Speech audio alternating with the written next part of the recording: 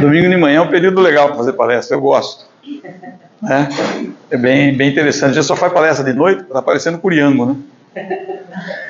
Trabalhando a evolução, o espírito no mundo. Eu participo de um programa na Web Rádio Estação da Luz, do Rio Grande do Norte, toda terça-feira. Uma terça-feira a professora Luísa Pires, que é filha do Herculano Pires, e na outra terça-feira o Herculano Ferraz Pires, que a gente chama carinhosamente de Herculaninho, também filho do Herculano Pires. Para quem não sabe, Herculano Pires desencarnou em 1979, com 63 anos de idade, e deixou 100 livros escritos.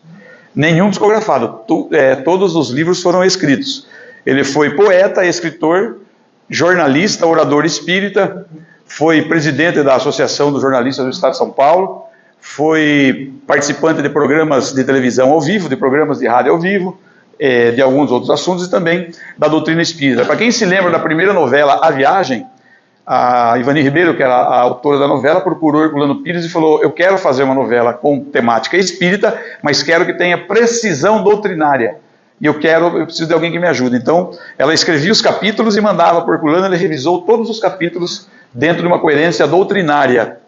A segunda que passou já não teve tanta coerência doutrinária, mas a primeira tinha mais coerência doutrinária porque Herculano revisou. E segundo Emmanuel, Herculano Pires é o metro que melhor mediu Kardec.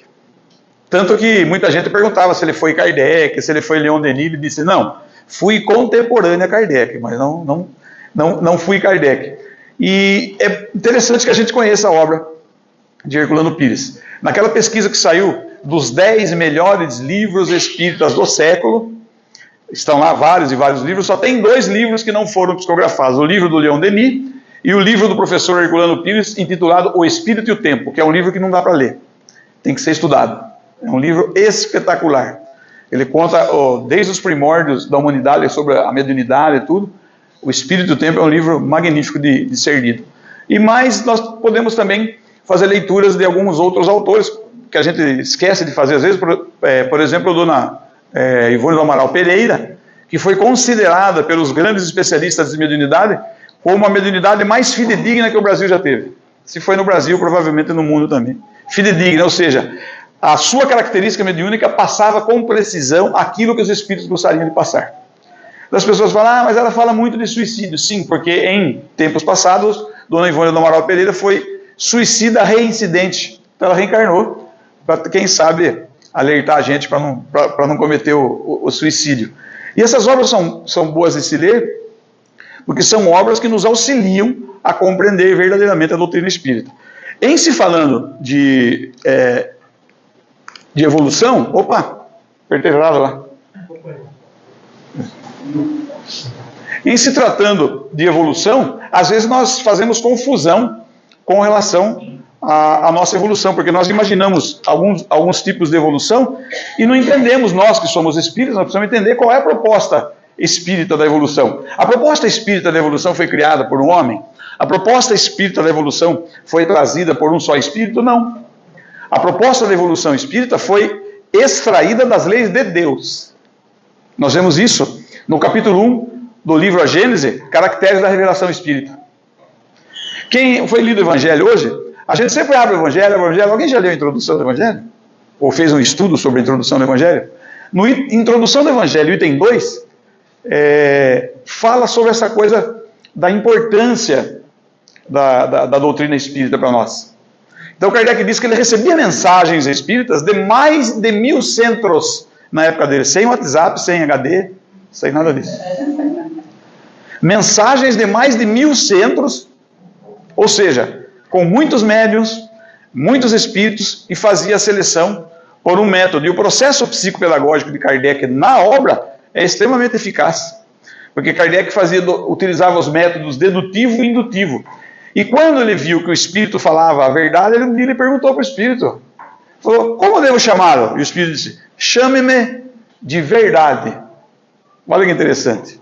Por isso é espírito de verdade. As questões que são feitas no livro dos espíritos são questões que o espírito de verdade responde. Os grandes estudiosos, como, não sei se alguém já pesquisou na internet, que Kardecpedia, procura lá, Kardecpedia é um grupo de estudos lá de Curitiba, lá no nosso querido Cosme Massi. Eles estudam o livro dos espíritos, são todos doutores, o pessoal faz estudo aprofundado. O Cosme Massi, ele é consultor acadêmico das universidades do Brasil inteiro aí.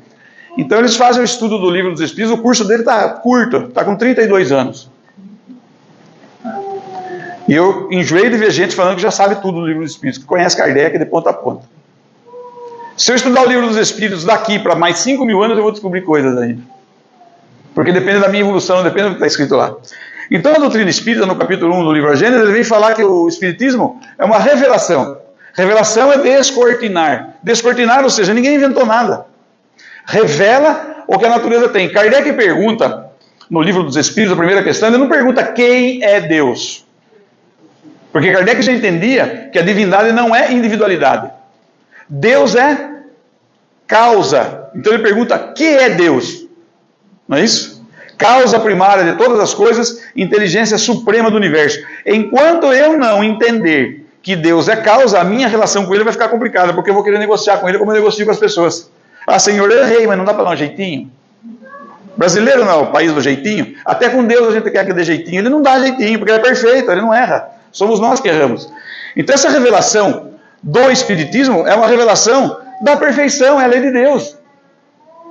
Eu fico embasbacado, às vezes, as pessoas tentando dizer que Kardec está ultrapassado. Com os amigos eu faço brincadeira, eu falo, veja bem, faz de conta que você está de carro e está ultrapassando o Kardec. Porque toda vez que a gente tem orgulho quando ultrapassa, não tem? Você vai ultrapassar um carro, dá uma olhadinha para o carro que está sendo ultrapassado. Sempre dá uma olhadinha. Então, quando você desce a olhadinha, veja que Kardec não está com o rosto na mesma direção que o seu. Ele está para o outro lado, ou seja, você não está ultrapassando Kardec.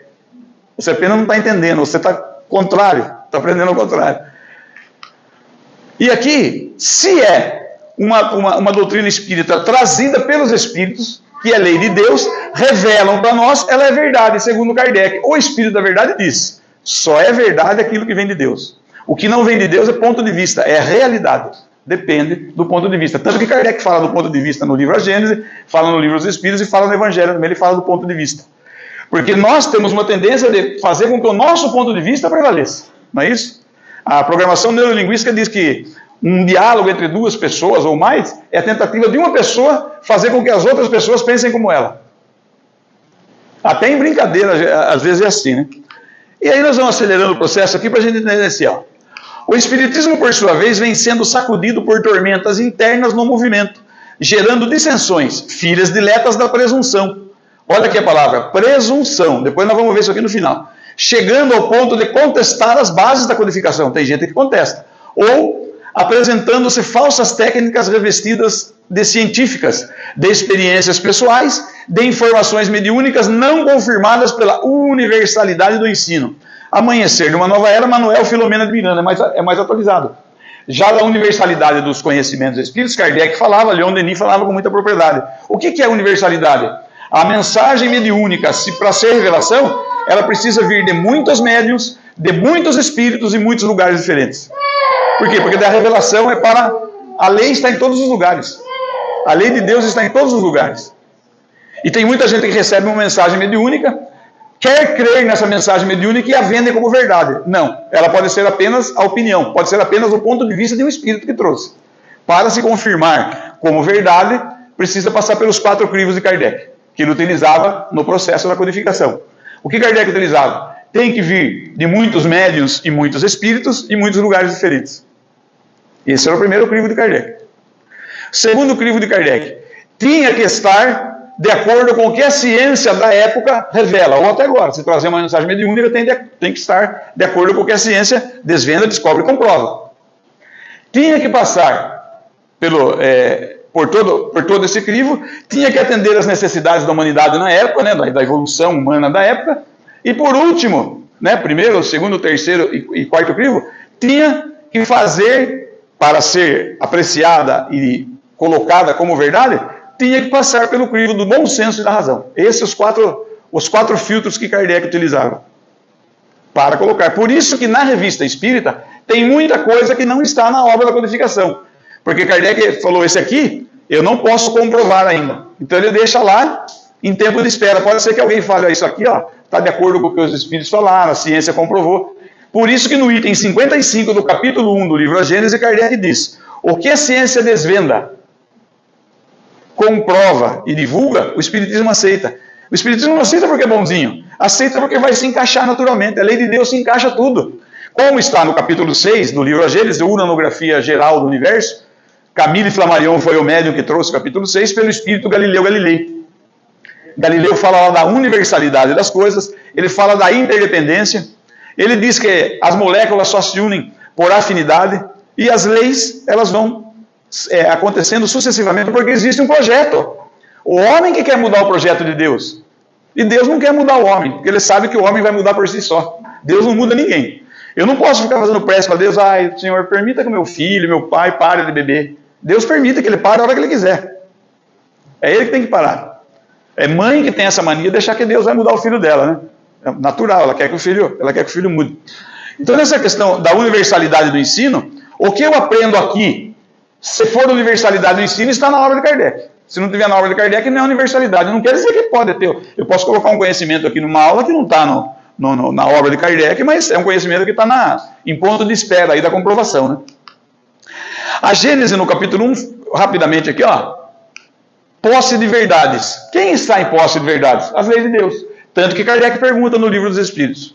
Ele pergunta para o Espírito da Verdade: o que são leis naturais? Olha que pergunta, por que ele pergunta assim? Alguém já, quando lê Kardec, vê uma pergunta, por que Kardec perguntou?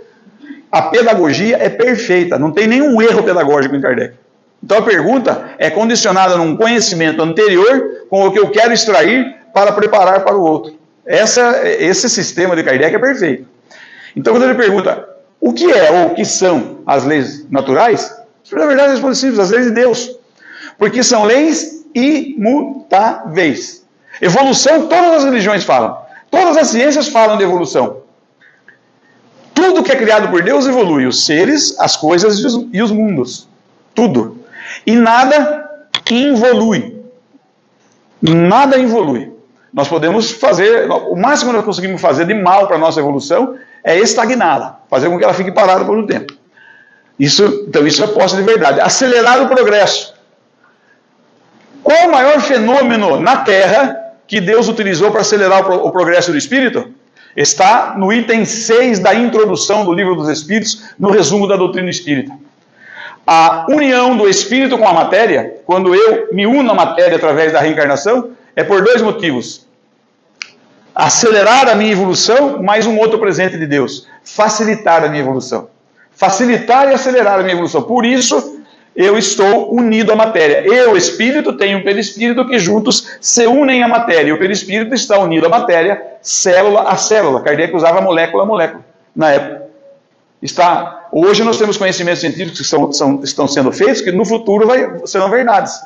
Por exemplo, a energia nuclear forte, ela é responsável por fazer a união do espírito ao perispírito. A nuclear fraca une o perispírito ao corpo físico. A gravitacional e a eletromagnética estão constituídas nas 4 forças que são responsáveis pela modificação de tudo que existe. E segundo o Espiritismo, os espíritos puros vêm trazendo mensagem para outros espíritos que vão chegando a nós. Existe uma força que sozinha é maior do que essas 4 forças de transformação. Chama-se a força do amor. Nós só sabemos que é amor. O que é o amor ainda não estamos aprendendo. Princípios fundamentais. Os princípios fundamentais da doutrina espírita estão na onde? No Livro dos Espíritos. Você quer ver eles? No item 6 da introdução do Livro dos Espíritos estão lá. Nós aqui em Sorocaba dividimos em 33 pontos importantes e quem quiser pesquisar pode pesquisar. Entra no YouTube e coloca lá Kardec Sorocaba. Tem 33 vídeos e 33 mapas mentais desses princípios. Nós estudamos para fazer aqueles mapas, estudamos para formar agentes multiplicadores daqueles mapas mentais dos princípios e fizemos cursos em algumas casas aí. Agora nós vamos parar porque vamos partir para outros assuntos. Nós fazemos parte de um grupo chamado GEAD, Grupo de Estudo Aprofundado da Doutrina Espírita. Aí não me lembro quando nós fomos querer dar um nome no grupo, o pessoal falou, vamos fazer estudo avançado? Eu falei, não é estudo avançado, é aprofundado. Por quê? Porque estudo avançado precisa de aparelhos, fazer experiência. Kardec diz que o Espiritismo é preciso conhecer, exercitar e experienciar. Qual o centro espírita que faz experiência? Vocês conhecem algum?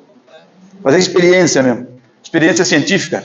Outras áreas fizeram. A parapsicologia, por exemplo, na Universidade de Queiroz, utilizou o material de Kardec para fazer a pesquisa.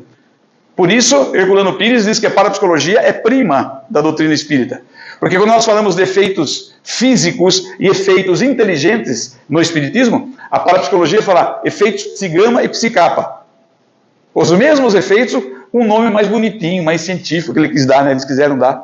Quando nós falamos perispírito, eles chamam de corpo bioplásmico. Olha que bonito. Se eu começasse a estudar essa coisa de corpo bioplásmico, eu vim fazer palestra aqui com a dia e falar: hoje eu vou falar a vocês sobre incisões influviásticas em quarta vértebra de corpo físico e psicossomático. Então, vamos continuar com Kardec, que fica bem mais legal, porque a gente tem gente achando que é difícil aprender Kardec. Caminho das investigações.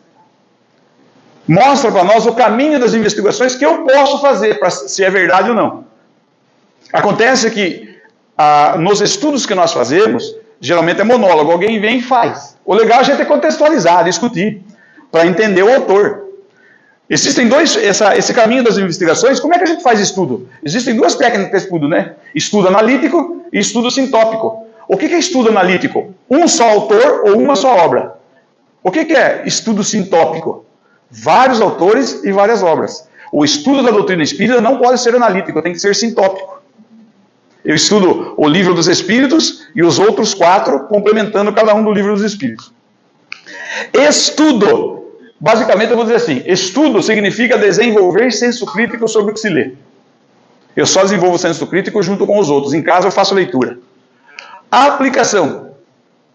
Outro dia, eu fui numa outra cidade aí, e uma pessoa falou assim: você dá aula de mediunidade? Eu queria saber sobre mediunidade. Não é crítica que eu estou fazendo, né? Mas ela falou: eu estava em casa, desceu uma águia. Eu falei: mas desceu uma águia assim, fluídica, tal, toda aquela coisa. Não, uma águia, um pássaro mesmo. Eu falei: então você estava nos Estados Unidos. Por quê? Eu falei: no Brasil não tem águia.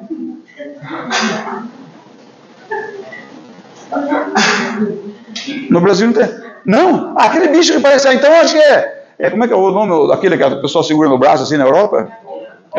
Falcão. Então foi um falcão. Eu falei: eu acho que não tem falcão no Brasil. Só aquele que jogava na seleção do futebol salão e aquele que jogava na seleção de futebol. Então aquele é outro. Então eu pergunto: é verdade? Não, é ponto de vista. Por isso que precisa analisar. Lógico que eu analisei com carinho, respondi, falei que precisa estudar, precisa fazer isso.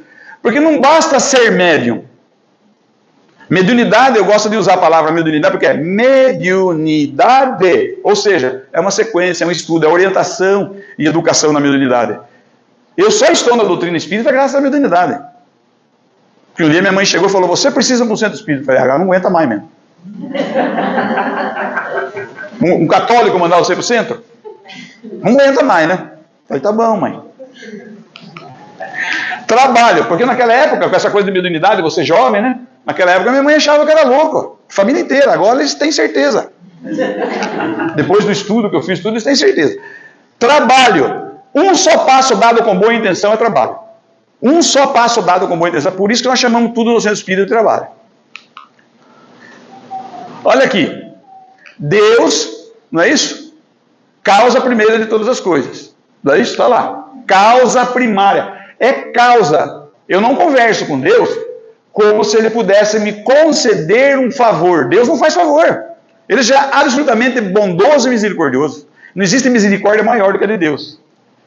Vamos pesquisar essa coisa de Deus sendo causa. Ai, Senhor, eu nunca pedi nada para o Senhor, mas dá para o Senhor quebrar o galho para o meu filho passar no exame que ele vai fazer amanhã? Ou seja, eu quero que Deus derrogue a sua lei em favor do meu filho, tirando a vaga do outro filho da outra. Eu falei isso aqui numa palestra que eu apanhei. Falei assim: seu filho foi condenado a 20 anos de prisão. Daí vem alguém e fala: conversei com um pessoal aí, se me arrumar 100 mil reais, ele vai ficar 1 ano só. Foi condenado a 20. Eu vou arrumar, porque é meu filho que está lá, né? Vou lá e dou. Depois de 1 ano ele sai. Ele aprendeu alguma coisa? Não sei. E quando ele desencarnar, quem que vai pagar a capivara dele lá? Chegou lá e fala: o senhor foi condenado a 20 anos, saiu com 1. O senhor sabe por que o senhor foi condenado? Existe um fenômeno chamado presunção de inocência, não é? Se eu for numa penitenciária agora, 99% é tudo inocente. Presunção de inocência, nós vamos falar isso no final da palestra. É presunção de inocência. Então, o meu filho, existem leis divinas e leis humanas. Eu quero ver o pai e a mãe comprar a benesse na lei divina. Quanto que o senhor quer, Deus, para tirar o meu filho do lugar onde ele está lá, depois que ele desencarnar? Não vou dar a resposta. Então, Deus causa primária, nós surgimos na causa primária simples e ignorantes. Ou seja, criação do Espírito. O Espírito simples e ignorante. Ou seja, não tem conhecimento, não tem sabedoria. Aí que vai começar a se desenvolver. Na tríade da criação, o Espírito que é da criação não é Espírito individualizado como nós. O que é Espírito individualizado? Todas as vezes que Kardec escreve Espírito com E maiúsculo no Livro dos Espíritos, é Espírito individualizado. Quando ele escreve com E minúsculo, é princípio espiritual. Princípio inteligente. Precisamos ver isso aí. E deixa eu voltar aqui para mostrar isso aqui. O que eu posso? Isso aqui pode ser em dias, meses, anos, séculos, encarnações. Progressão do Espírito. Tem um avanço. Eu nunca volto para trás. O que eu posso fazer? Fazer com que ele seja rápido, lento ou estacionário. Depende de quem? Da bondade de Deus ou da minha vontade? Aí é uma coisa, não é isso? Quem é que quando vai num curso de mediunidade, no trabalho, no centro, ele fala, nossa, estou tão cansado, estou com vontade de não ir hoje. Aí é vontade, que der vontade de falar, vou. Mas estou cansado, a força de vontade faz ir. Princípio básico de fluidoterapia. Se o fluidoterapeuta não tiver força de vontade e persistência maior do que o seu assistido, não funciona. O fenômeno é reverso. Porque utiliza o magnetismo, precisa estudar. Capítulo 14 do livro A Gênese. Fluidos. Quem conhece o capítulo 14 aprende a doutrina. Já aviso, sozinho é difícil. Nós estamos no nosso grupo de estudos aprofundado lá, faz uns 4 meses, no capítulo 14. Já fizemos do item 1, primeira parte, do item 1 ao 21. Agora vamos começar a segunda, do 22 ao 49. Estudo aprofundado. Você faz fluidoterapia? Conhece? Trabalha com fluidoterapia? Por que Kardec, no capítulo, tem hora que ele fala fluido cósmico universal, tem hora que ele fala fluido cósmico, fluido universal. Por que ele muda a terminologia? Por que Kardec fez isso? Tem uma finalidade pedagógica. Eu preciso pegar o contexto do assunto, estudar e discutir. Senão eu não vou aprender. Até que na evolução eu chegue aqui no fenômeno da inteligência suprema.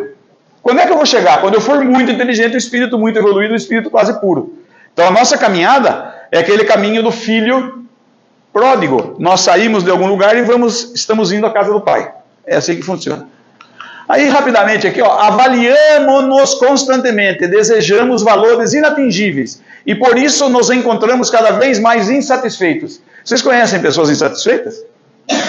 A pessoa fala, nossa, eu queria tanto uma casa de 17 cômodos, não sei, quarto, suíte, 4. Daí você vai na casa da pessoa, daqui de um ano ela fala, nossa, estou achando que essa casa não está boa para mim. Agora eu quero uma de 750 metros, área construída, quadra, né? Toda aquela coisa. Não vai estar bom. Por que será que nós somos insatisfeitos? Porque nós não nos conhecemos a nós mesmos. Conhece-te a ti mesmo, Sócrates. Conhece-te a ti mesmo, Jesus. E no Espiritismo, onde que fala conhece-te a ti mesmo? Boa pergunta, hein? Questão 919A.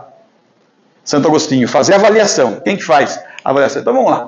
Ensino do livro O Céu e o Inferno. Arrependimento, expiação e reparação. Nós fazemos isso constantemente nas nossas encarnações.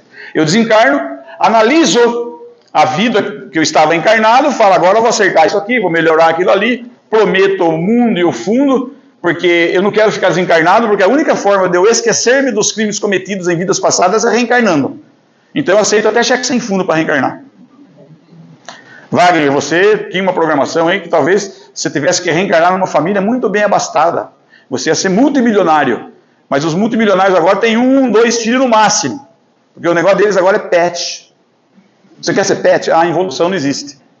Eu não vou. A metempsicose não existe. Eu não vou voltar a ser animal. Você não quer ser pet? Não, não quero ser pet. Mas então, tem uma mulher lá em tal lugar, ela é pobrezinha, mas aceita você. Já chego, olho para ela, estou dentro. Estou dentro. Me inclua nessa. Eu não aguento mais lembrar dos crimes cometidos. Quando eu desencarnar, eu vou encontrar todas as pessoas com quem eu convivi. Todas que estão lá, lógico. As que não estão lá, eu venho visitar, se puder. E vou me deparar com todo o bem e todo o mal que eu fiz. Daí olho e falo, como é que eu faço para esquecer? Tem que reencarnar. Então tá bom, aceita? Estou dentro. Daí reencarna e reclama.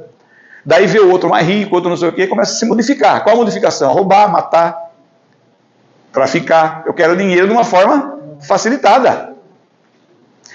E então o que eu faço lá no mundo espiritual? Eu me arrependo, escolho as minhas expiações. Se a sua expiação estiver do seu lado, o problema é seu.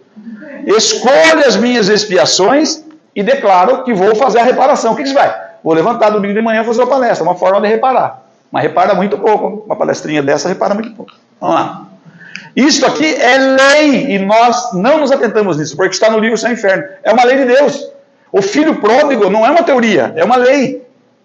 É uma lei de Deus e a gente não se atenta. Resultados das análises. Então eu sou um espírito que tem um corpo, toda aquela coisa. O que esse resultado representa para mim? Nessa questão do arrependimento, expiação e tudo isso que eu faço. Esse resultado, quem que faz análise anual? Esse ano melhorei isso, melhorei aquilo, piorei em outra coisa. Porque se a família fala para ele, nossa, esse ano você foi muito mentiroso. Foi muito orgulhoso. O orgulhoso não gosta de ser chamado de orgulhoso, já reparou? Causa insatisfação. E a insatisfação é porta de entrada para os pequenos vícios. Os pequenos vícios podem ser alcoolismo, tabagismo, toxicomania, são considerados pequenos vícios. E esses pequenos vícios é muito mais difícil abandonar depois de desencarnado do que encarnado. Hein? Então a pessoa fala, depois que eu morrer eu vou parar de beber. Não vai. Boteca de graça. Desencarnado, boteca de graça. O pessoal está lá num churras, eu entro na casa da pessoa, encosto e falo, toma aí. A pessoa fala, saideira. Então o cara fica tomando saideira o dia inteiro. E eu lá com a saideira. Ele bebe. O que eu bebo? Aquele negócio de jogar o copinho no chão é mística. É mistificação, não existe. A lei natural é o que se volatiza do corpo, o perispírito utiliza. E na junção dos dois, o que se volatiza, eu, desencarnado, utilizo. Eu utilizo os eflúvios dos álcoois, do tabaco e das drogas, como desencarnado. Com uma vantagem, não preciso ter dinheiro. O encarnado tem. Se não tiver, ele rouba. Então, beleza. Agora aqui, rapidinho, o PDCA das empresas aí nós podemos fazer na nossa vida. Planejar, executar, acompanhar e avaliar. Isso aqui foi inventado por alguém? Não. Sempre existiu na natureza. Por isso que o Juliano Tagliaferro, nosso amigo lá do grupo de estudo, ele fez isso aqui, ó. É como fazer um bolo. Eu vou fazer um bolo, eu planejo a receita e os ingredientes. Está tudo planejado. Vou executar, misturo e ponho para assar. Vou acompanhar o tempo e ficar olhando. Chega uma hora, enfio uma faca, um palito lá, qualquer coisa. Ah, tá bom. Daí eu vou avaliar. Ou seja, experimentar e opinar. Comigo, opa, se eu colocar mais uma colherzinha de açúcar, fica campeão. Se eu tirar, vai ficar legal, né?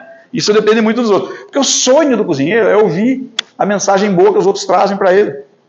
Aí eu fiz isso aí, fiz assim meio correndo, estava sem tempo, nem sei se ficou bom. Daí a pessoa come, nossa, que delícia, hein? Você infla o ego, fala, fiz mais ou menos, aí o próximo eu vou caprichar mais. Né?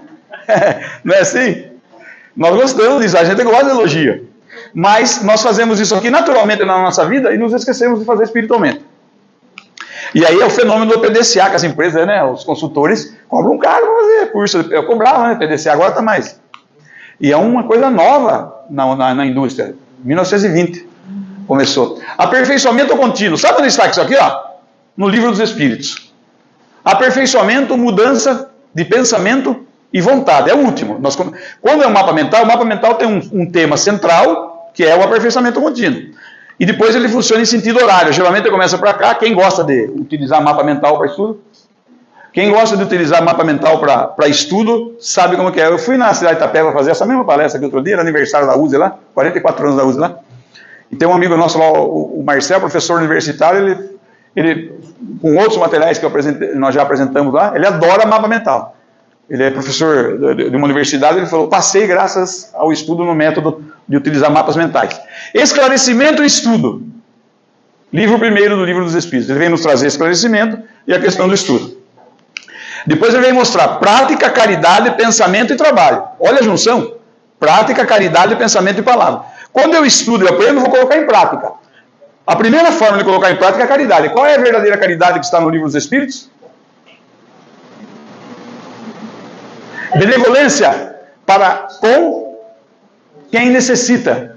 Indulgência para com todos e perdão das ofensas. Essa é a verdadeira caridade. Daí eu começo, na prática, na caridade, eu começo melhorar o meu pensamento, graças ao fenômeno do trabalho. Por isso que é bom a gente trabalhar em alguma causa. Ai, mas eu não estou evoluído para trabalhar. Se for esperar evoluir legal para trabalhar, não vai trabalhar nunca. Vai ficar um ergofóbico eterno. Ergofobia no dicionário significa vontade de não trabalhar. Vigilância, prece e reflexão. Está lá. A prece a gente já sabe todo o recurso da prece. A vigilância é o pensamento. Nós somos especialistas. Quando Jesus disse orar e vigiar, eu disse, sim, mestre, estou orando, pedindo, todo dia eu peço. Me especializei em pedir. E o vigiar, meu filho, vigio a vida dos outros. É muito mais confortável do que vigiar a minha, mestre. Por isso as pessoas gostam de ver filmes, novelas, livros romanceados. É uma forma de cuidar da vida do outro ainda sem se mostrar. Coisa que nós gostamos de fazer. Então nós preferimos estudar essas coisas do que estudar algo que mexa com a gente. Por isso que às vezes fica complicado estudar espiritismo, né? Porque tem muita gente que deixa de ser espírita porque ele descobre que é ele que tem que fazer por ele, ninguém vai vir fazer. Aperfeiçoamento, mudança do pensamento, né? Mudança do pensamento e vontade. Isso faz com que haja um ciclo contínuo e eu vou estudar o espiritismo, praticar o espiritismo, viver o espiritismo, sem fanatismo. Porque fanatismo é sinônimo de desequilíbrio psíquico. E eu não sou hipócrita. Se um dia vocês verem eu fazendo alguma coisa, eu falo, ô Wagner, não, mas eu não sou hipócrita. Eu estou na minha melhor forma de evolução agora. A melhor é agora. Talvez não seja ideal. Então eu tenho Qual é a minha evolução ideal? Chegar a ser como Cristo. Mas eu tenho uma evolução real. Eu também erro. Nós temos o direito de errar. Repetir o erro que é problema. Fórmula. Existe alguma fórmula para isso? Vamos ver? Sócrates. 15 de fevereiro de 399 a.C. Alguém foi no velório? Não. Não lembra? Vocês não lembram? Não fala que não foi. É um erro, não sabe se foi. Se não foi no enterro, foi lá ver ele tomar cicuta. Né? Eu digo que Sócrates, isso é uma opinião minha, é o pai do equilíbrio. Foi condenado. Um dia antes a mulher dele chegou e falou, pagamos um cara aí, a porta vai abrir de noite. Eu disse, eu não vou. Eu sou inocente. Então, homem, por você ser inocente... Não. Se eu fugir, eu não sou mais inocente. Vai ter equilíbrio assim, não sei não, né? Daí no outro dia o carrasco chegou e deu um copinho de cicuta. Cicuta, para quem estudou, pesquisou, você bebe, tem que se mexer rápido, para ele fazer efeito rápido, você sofrer menos. Então ele pegou o copinho, devolveu o copinho, e o carrasco disse, mexa-se, homem. Ele sabia que o Sócrates era inocente. Mexa-se. Ele falou, não, aí é suicídio, se quiser aumenta a dose. Isso que é equilíbrio, hein? É o pai do equilíbrio. Se eu me mexer, é suicídio. Se quiser, aumente a dose. Você é o carrasco. Vou dizer a você. Se eu fosse, eu punha na boca e ficava... Beba! Início da era cristã. Brincadeira, gente. Eu sou espírita. Não tenho medo nenhum da morte. Muito menos pressa. Início da era cristã. O que Sócrates falava? Conhece-te a ti mesmo. O que Jesus endossou? Conhece-te a ti mesmo. No Espiritismo tem isso aí? Santo Agostinho, o Livro dos Espíritos, capítulo 12, Perfeição Moral. Está lá. E nós temos a questão 919A, não é isso? Onde Santo Agostinho diz, quando estive encarnado dentre vós, todas as noites antes de dormir, eu fazia minhas preces e fazia um acordo, né? Mais ou menos assim o texto é bonito. Ele falava, tudo que eu fiz de errado hoje, não quero fazer amanhã. E tudo que eu fiz de certo, eu vou tentar melhorar amanhã. É uma receita. Está lá, questão 919A do Livro dos Espíritos. Aqui, uma coisa interessante, espírito, perispírito e corpo físico. Essa tríade, não tem como a gente fugir disso. Eu penso, o perispírito repassa para o corpo. Então, para aqueles que trabalham em fluidoterapia, estudaram, é assim, o espírito quer, o perispírito transmite e o corpo executa. Na nossa vida é assim que funciona. Quando o corpo percebe nos seus sentidos alguma coisa, ele repassa para o perispírito e repassa para o espírito. O perispírito é o órgão sensitivo do espírito. É por seu intermédio que o espírito encarnado tem a percepção das coisas espirituais que escapam aos sentidos carnais. A Gênesis, capítulo 14, item 22. O perispírito é extremamente importante. E tem um outro curso, um curso de fluidoterapia que eu faço, eu falo dos pacotes de energia. O espírito desencarnado precisa se alimentar ou não? Se ele é energia, ele precisa repor energia. Ou a gente já nasce com uma bateria eterna? Ele se alimenta do ambiente. Aqui encarnado, se alimenta pelo perispírito e depois em outros mundos vai se alimentando. Então o corpo se alimenta, o perispírito se alimenta. Kardec fala no capítulo 14, ele fala assim, todos os polos do perispírito. Nós respiramos, nos alimentamos. Então o que eu falo? Você estudou, mas estudar de forma profunda. Como é que o Wagner decorou tudo isso? Discutindo. Lendo você não decora, não fica legal.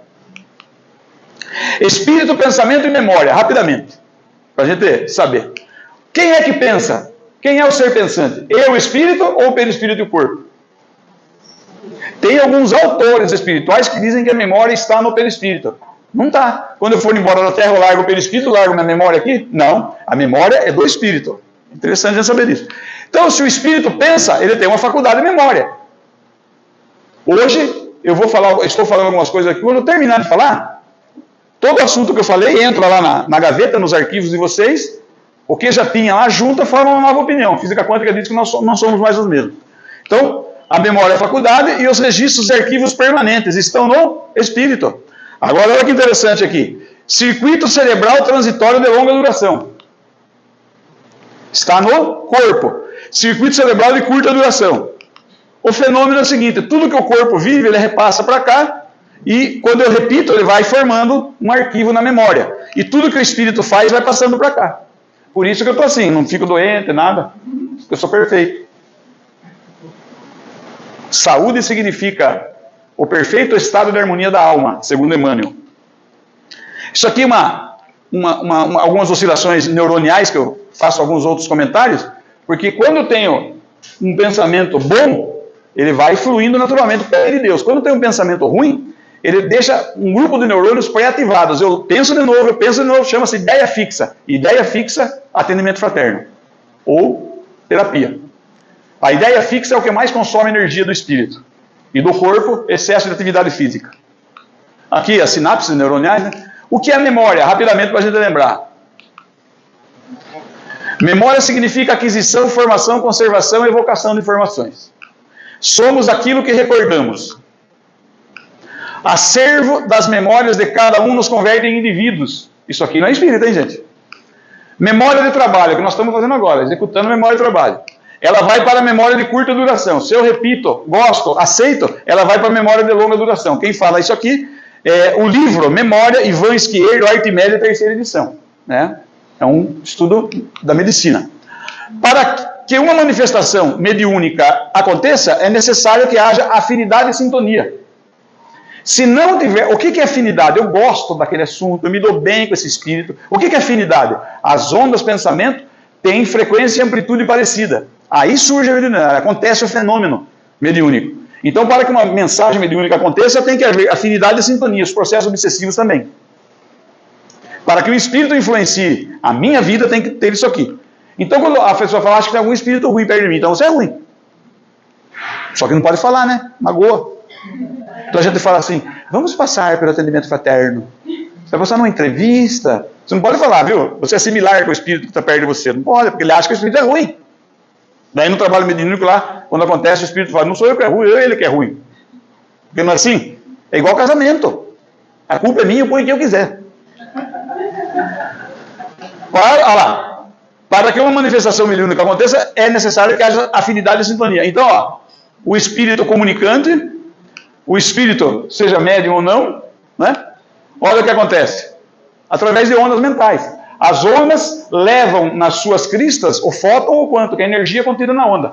Aí eu me sinto aqui bem ou mal, dependendo da característica do espírito. Quanto mais eu for melhorando, se ele não for bom, a afinidade e sintonia se perde. Eu vou melhorando, o fenômeno é simples. Nós é que gostamos de complicar. Movimento espírita. Olha que interessante. Está no fim a palestra. Pode começar a relaxar, que já vai se livrar do mal. Movimento espírita. É importante o movimento espírita?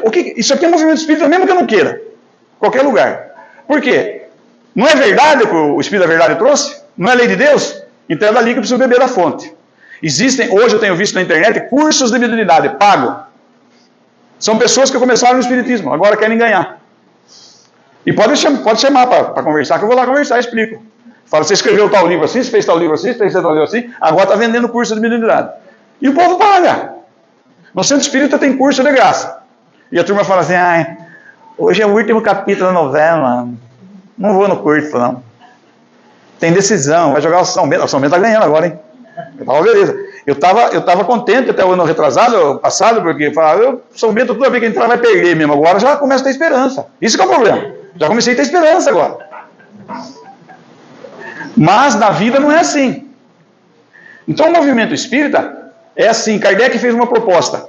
As casas, os centros são pequenos, centros espíritas pequenos, eles têm os seus trabalhos. Quando surge dúvida, tem os congressos estaduais, nacionais. Daí lá, ou não é mais fácil um espírito, através da permissão do Espírito da Verdade, levar uma verdade para um centro pequeno ou para um grupo que se reúne num congresso e a verdade vai para todo mundo. Simples, é noção de logística, né? Aí tem o fenômeno da presunção. Já falei da presunção de inocência, não tem presunção de inocência? Presunção de inocência, todo mundo acha que é inocente. Isso aí é um grande quebra-pau jurídico, isso aí, não é? Os advogados que estejam presentes aí sabem disso. Mas, na vida, assim como no Espiritismo, existe um fenômeno chamado livramento da presunção de perfeição. É uma proposta que a verdade faz. A verdade faz com que eu me livre da minha presunção de perfeição, porque eu acho que eu sou perfeito. Embora não admita, eu sou cheio de defeito, mas lá dentro... Nós nos achamos perfeitos. Tem gente achando que é melhor do que Deus, porque quer contestar as leis de Deus. É melhor do que Jesus, porque quer contestar Jesus. E é melhor do que a doutrina espírita, porque cria coisas novas dentro da doutrina. Seja mais honesto com você e com o mundo. Crie uma doutrina sua e lance para o mundo. Não use a outra que está pronta. Quem dizia isso era Herculano Pires. Porque eu não posso modificar uma verdade. Eu não tenho como modificar uma verdade. Mas vai acontecer isso sim. Depois que eu desencarnar, quando eu pegar minha capivara espiritual, falar o que você fez lá. Aí agora. Agora arruma uma mãe para reencarnar, porque elas estão tomando e utilizando métodos e processos contraceptivos cada vez mais eficazes. Você vai ficar na fila um tempão para reencarnar agora para consertar isso aí. Parece brincadeira, não parece? Então, eu gosto muito dessa imagem, porque parece que Jesus está conversando com Deus. E eu gosto, nos momentos de prece, a gente conversar com Deus. Porque se eu conversar com o chefe, os ajudantes tudo vão me ajudar. Agora, se eu conversar com o ajudante, ele precisa pedir para o outro. Não é isso? Então já conversa com o chefe, nós temos direito. Como diz o Tavares lá do Rio Grande do Norte, eu gosto muito do Tavares, com aquele sotaque nordestino deles lá, fica lindo. Ele fala, eu gosto de conversar com o papai. Por que a gente trata Deus de outra forma? Papai é a causa de tudo. Eu fui fazer um curso esses dias lá, falei, quem vai fazer a peça de abertura? Se eu deixasse, ia ficar 1 hora, ninguém ia fazer. Eu tenho vergonha de conversar com o papai. Tenho vergonha de conversar com Deus. Mas, quando acontece alguma coisa, ai meu Deus, o que eu fiz? Só falta ele falar, nem conversar comigo você conversa, agora tem que dar satisfação. Sabe por que ele não faz isso? Porque ele não é individualidade, nos conhece na essência. Deus é causa, mais uma vez. Então eu convido a todos para que a gente pense e reflita no processo de evolução. Está nas nossas mãos, a nossa evolução. A evolução do meu filho, até um certo tempo está na minha mão, depois está na mão dele. Nem Deus interfere no livre-arbítrio. Já falei aqui várias vezes, vou falar de novo. O único ser que quer interferir na vida do outro, não desiste nunca, quando reencarna na Terra, recebe o nome de mãe. Quer interferir no livre-arbítrio do outro, o outro não quer, ela insiste e não desiste. É incrível o fenômeno. Analisa bem, daí a gente diz assim, obrigado então, Senhor Deus, pela permissão de, num momento como este, entender e por buscar entender que a minha evolução está nas minhas mãos. A minha felicidade, a minha alegria, os meus tormentos, os meus problemas, são todos meus. Mas jamais estarei sozinho para resolvê-los. Na infinidade de espíritos que existem por todo o universo, todas as vezes que eu melhorar um degrauzinho qualquer coisa, estarei acompanhado, pois nunca estarei sozinho. Se os momentos são de maior sofrimento, é porque de alguma forma eu escolhi me aproximar dessa forma. Eu tenho recursos íntimos e em grupo, por isso eu preciso trabalhar e estudar em grupo. Senhor, permita que os nossos pensamentos unidos nesse ambiente em prece nos fortifiquem, nos fortaleçam, porque a união nos pensamentos quantifica, potencializa e faz com que tudo seja melhor. E todos nós sabemos que em algum lugar alguém gostaria de estar aqui, mas não está. Gostaria de receber um auxílio e pensa não receber. Mas os nossos pensamentos partindo daqui de forma isotrópica, ou seja, em todas as direções, por onde quer que passe, seja capaz de conceder pelo menos um instante de paz, carinho, amor, fraternidade, fé e, acima de tudo, esperança. Um bom domingo a todos e muita paz com Jesus. Obrigado pela atenção.